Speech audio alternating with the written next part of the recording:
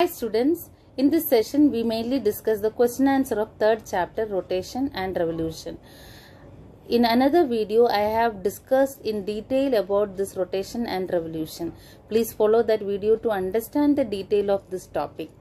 In this session we go through the pages of geography textbook in order to discuss the textual questions of the chapter rotation and revolution. Hello children, let us discuss the first page of third chapter. You see this first question comes, what is rotation? You know that spinning movement of the earth is called rotation. Now the next is that axis is given. You know what is axis? It is an imaginary line which is passing through the center of the earth is called axis. You can see here the axis. The earth has got a tilted axis. You know that tilted axis. We already suppose if you draw a vertical line from the center, this axis makes 23.5 degree in its vertical plane, and if you make a if you make an angle from its orbital plane, this is the orbital plane, okay, then it makes how much? 66.5 degree. Okay, this is the tilted position of the earth axis. So this tilted position of the earth axis is called what? Inclination of the axis. This all we discuss in the class. And the next is that circle of illumination. What is circle of illumination? You know that the part of the earth which faces the sun experience day. Here you see which part is experiencing day. This particular place is experiencing day. Why? Because it is facing the sun, and opposite side it is night. Okay, so there is a particular line, imaginary line, which separate, demarcating the day and night is called what? Circle of illumination. So here which is the line is that dividing the day and night? You see this is the line which separate the day and night. So this circle is called what? Circle of illumination. Clear? And the next is that why it is called a circle of illumination, children? It is a spherical shape. So opposite side also same circle is there. Understood? So opposite side also same line. So this line makes a circle since it is a spherical shape. Clear? That is why it is called circle of illumination. Moving on to the next page, let's see. Yes, you see that effect of the rotation. What are the important effects of the rotation? Like you see question number A3 is the answer of effects of the rotation. So you all know that we discuss all these points in the online class also.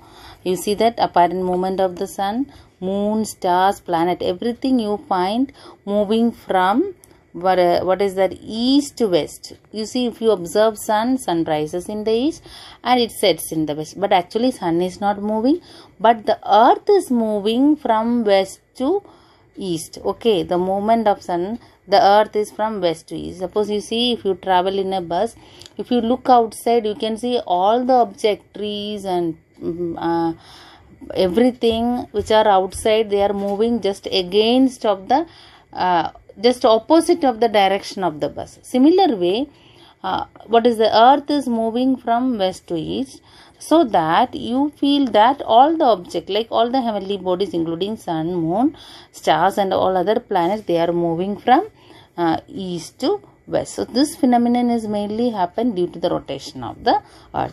Then day and night is also experienced due to the rotation. Had it been stationary, we would have never experienced day and night. Okay, suppose if one place day, then it will remain day forever. Opposite side, if it is night, it will remain night forever. But it never happens. The day and night alternately taking place because of the rotational movement of the earth. And then time difference also from place to place is in the 4 minutes. Suppose 1 degree longitude, when it crosses 4 minutes time difference. So that 15 degree longitude when it crosses, what is that? 1 hour take place. This we discuss in the second chapter. Okay, remember that this point, how the time difference take place, you can refer from there. So this time difference from place to place occur due to the rotation of the earth. Then we also, the next point is that what Coriolis force, like what is the deflection of the wind take place in the, you see what is this Coriolis force, you see this earth, you see, suppose the wind crosses from southern hemisphere to northern hemisphere. What happened when it crosses the equator? It deflects the direction towards the right in the northern hemisphere, and at the same time it deflects the direction. So suppose from the northern hemisphere to southern hemisphere, it deflects towards the left. So this phenomenon, so this is similar in case of wind and even liquid also.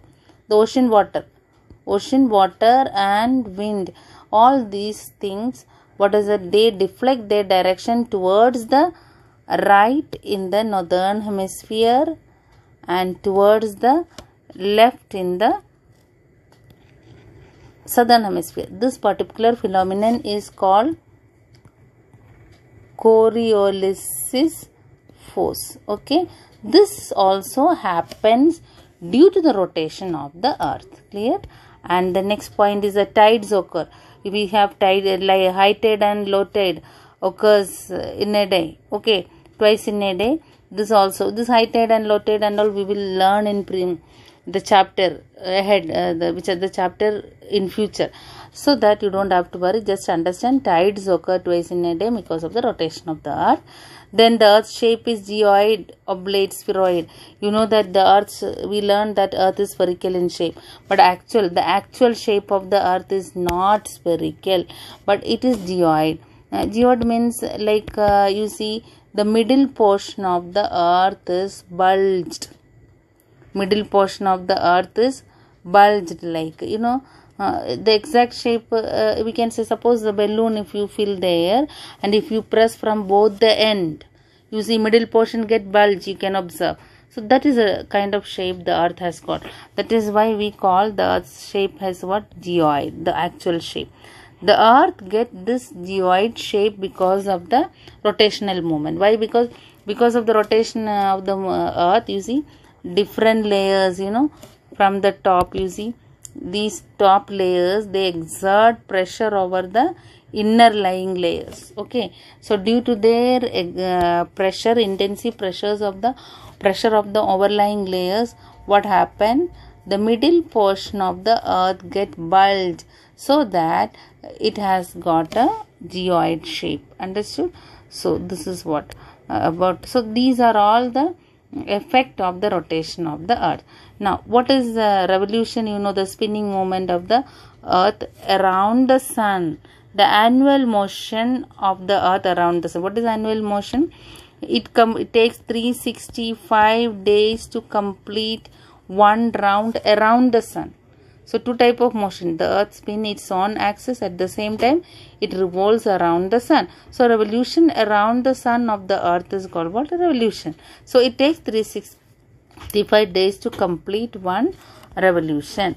And let's move to that. What is orbit? Orbit, you all know that the path in which the earth travels around the sun is called what? Orbit. You know that orbit. Suppose you see this is the sun here. You see number of orbits are there. Okay, number of orbits are there. So the planets are moving around this orbit. So the earth is also moving around its own orbit. Okay, so suppose here is the earth. So you see the earth is moving around its own orbit. So the path of the earth in which it revolves around the sun is called orbit. Clear? Okay. Then the next is that leap year. Leap year, you know that the earth take place 365 days and how many? 6 hours. Every year it takes 365 days and 6 hours. But 6 hours is not added with every year. Why? Because after 4 years, this 6 hour makes 24 hours after 4 years. So after 4 years, this extra 1 day is added. So that after every 4th year, what happened? The year will have 366 days. So this extra 1 day is added with the month of February. So if you look at the calendar, in some years, instead of 28 days, February has got 29 days. Okay. So the year in which the February has got 29 days can be considered as a leap year. Otherwise we can say the year in which has got 366 day can be considered as the leap year. The year which has got 360 days, that year February will also have 29 days. So that day can be considered as the leap year. Okay, next is that perihelion and aphelion question is there given, B2, and this is also B3 question. And perihelion and aphelion, you see this, what is that? Perihelion, you see the sun is not centrally positioned. The sun is not centrally positioned, so that one particular day, that is on 21st June, the distance between the sun and the earth becomes maximum. Okay, 21st June, on 4th July. Okay, on 4th July, the distance between the sun and the earth become maximum. Okay, so that day is considered as aphelion. When the distance is maximum between the sun and the earth is called, that day is called aphelion. So on a particular day, which day is that? January 3rd. On January 3rd, the distance between the sun and the earth is minimum. That is called what? Perihelion.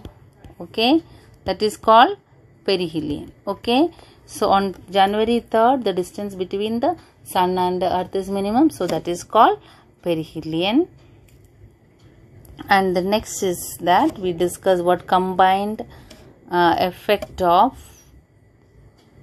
what is that? Combined effect of the axis, earth axis and revolution. You know that the earth has got inclined axis, tilted axis. So due to the revolution and inclination of the axis, there take place seasons on earth. This I have discussing in that video. You please, if you want to know the detail of this part, from here you see this page, this diagram and all very well explaining, so that I don't want to make this video so lengthy. You can follow that video. So these part and all I will not discuss much, only just go through that effect. That is a what is a combined effect is the points are given. What is that? Summer season, when the northern hemisphere is tilted towards the sun, they experience summer season in the northern hemisphere. So that summer season, what happened? Days are longer and nights are shorter. And the next one is that due to the inclination of the earth axis, what the day length of the day and night differs. Especially summer season, days are longer and nights are shorter. That is mainly because of the inclination of the earth axis. All these points with the help of diagram very clearly I am explaining in that video. Please follow it. Next is that, so these are all. Altitude of the midday sun also varies due to the inclination of the earth axis. Then it results mainly changes of the season. What is that? Summer season, winter season, spring, autumn. All these take place due to the inclination of the earth axis and also the revolution of the earth. Clear? Okay, next is apparent migration of the sun. Also use the Uttarayan and Dakshinayan. This also you see that for first 6 months the sun moved towards from Tropic of Capricorn to Tropic of Cancer. When it reaches to the Tropic of Cancer, what happens? It stops for a while. So the northward movement of the sun is when it happens when the northern hemisphere is like this. You see, when the northern hemisphere is tilted toward the sun. Suppose this is the position of the sun. Sun is here. So in this position, what happened? You see the north. You understand. You can understand that. So that is a northward movement of the sun. Clear? So on 21st June, what happened? It stops. Okay. Those who watch that video, who have already watched that video, can understand all these things very fast. So 21st June, it stops there. Then it returns. From there, it changes the direction and start coming back. So before returning, it stops for a while. 21st June. That is why on 21st June, sun rays fall directly on the Tropic of Capricorn. Sorry, Tropic of Cancer here. 23 3.5 degree north, Tropic of Capricorn. So this day is considered as the longest day in northern hemisphere. So then from here the sun starts its southward movement, that is called Dakshinayan. Okay, southward movement, it starts from there. Okay, that is, it stops on 22nd December. It stops here. Why? Because here Tropic of Capricorn is there. It moves up to here only. Then from there again it start returning. So 22nd December, you know, in southern hemisphere it is sun rays fall directly on the Tropic of Capricorn here. So the longest day with shortest night.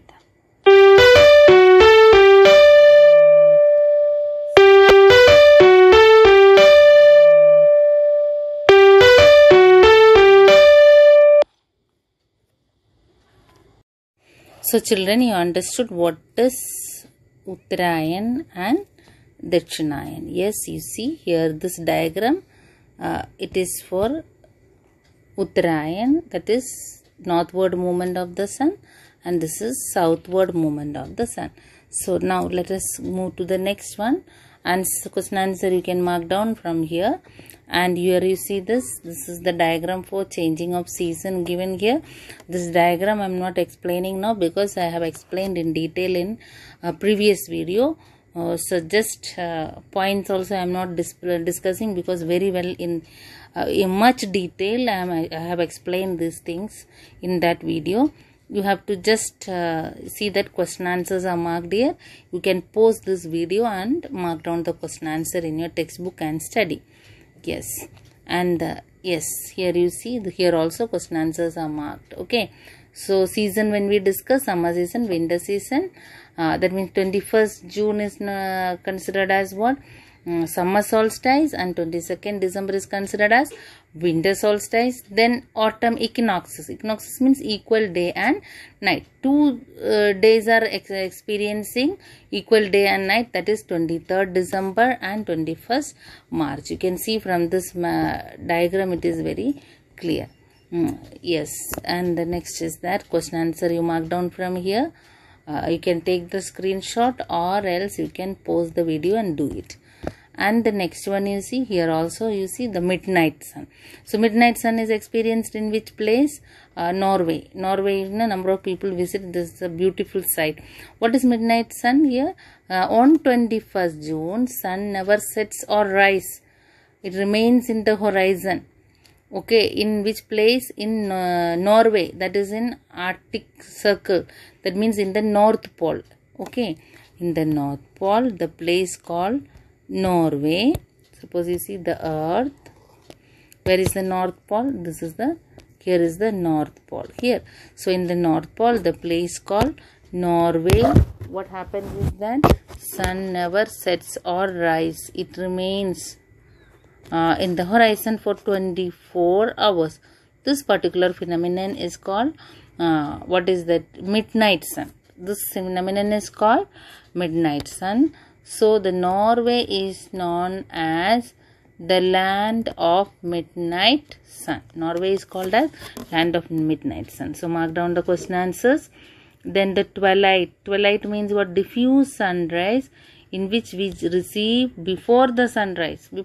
Before the sunrise it is not so darkness. There is a diffuse sunrise. Okay, you are getting some light. So after sunrise we get pure light from the sun.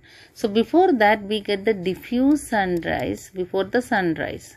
Okay, then after sunset also there is a diffuse sunrise is experience. So before the sunrise and after sunset, the diffuse sun rays which is experienced on the earth is called what? Twilight. That is called what? Twilight. And so that is what here mentioning, twilight here. Yes, in this you see there is a period of diffuse light known as twilight. So twilight means twilight happens in the morning and also in the evening.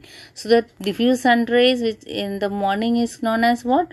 Dawn, and diffuse sun rays in the evening is called dusk. Clear? So you can go through the answer. 8-12 it is. Now What about this paragraph? I have not discussed much about this paragraph. This paragraph, you understand that, in North Pole, suppose we learned that when the northern hemisphere is tilted toward the sun, then where will be the position of sun? For example, sun is here. Sun is here. When the northern hemisphere is tilted toward the sun, what happens is that you see sun rays fall directly on the equator. Then suppose you see this is the so that what happens is that the duration of the day keep on increasing from the equator to the poles as you go. This diagram is not so clear, you cannot follow this diagram. So you understand the point is that the duration of the day increases as you move from the equator to the polar region. Here North Pole and South Pole. Here the duration of the day goes on increasing. So when it reaches to the North Pole, there the maximum duration of the day, that is 24 days. So when there is summer season in the northern hemisphere, they experience 24 days daylight in the North Pole. And at the same time, here in the South Pole, there is winter season. So during the winter season, what happened? They experience 24 days darkness in the North Pole. In the South Pole. South Pole just opposite, 24 days darkness. Understood? So this point can be clear from a particular diagram here. You look at this diagram. Here you see, in this diagram you see, in this diagram it shows that what is that? Now southern hemisphere is tilted toward the sun. Since the southern hemisphere is tilted toward the sun, you see 24 hours daylight in the South Pole. At the same time, 24 hours darkness in the North Pole. You can see here. Now in this diagram, what is that it's showing is that here the northern hemisphere is tilted toward the sun. So that what is that? 24 hours day. 24 hours day here, and at the same time 24 hours night here.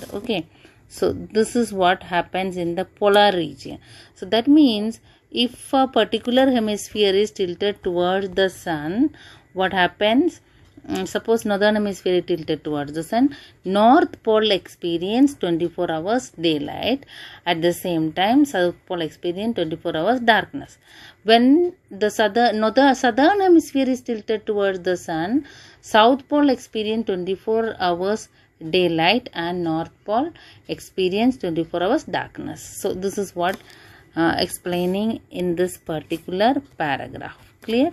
Then twilight also we discussed, dawn and dusk, and we are completing the chapter, children. You see that question answer also 8-12 answer is up to here, and this one also follow that. Take a screenshot of this page, and I have very clearly mentioning which are the page number and all. Here you see, you can pause the video and see this page number. Page number and all follow nicely and mark it down in your textbook, and later on you write down in your copy all these things. Clear? So you see answer 9 I have written at the end. Answer 9.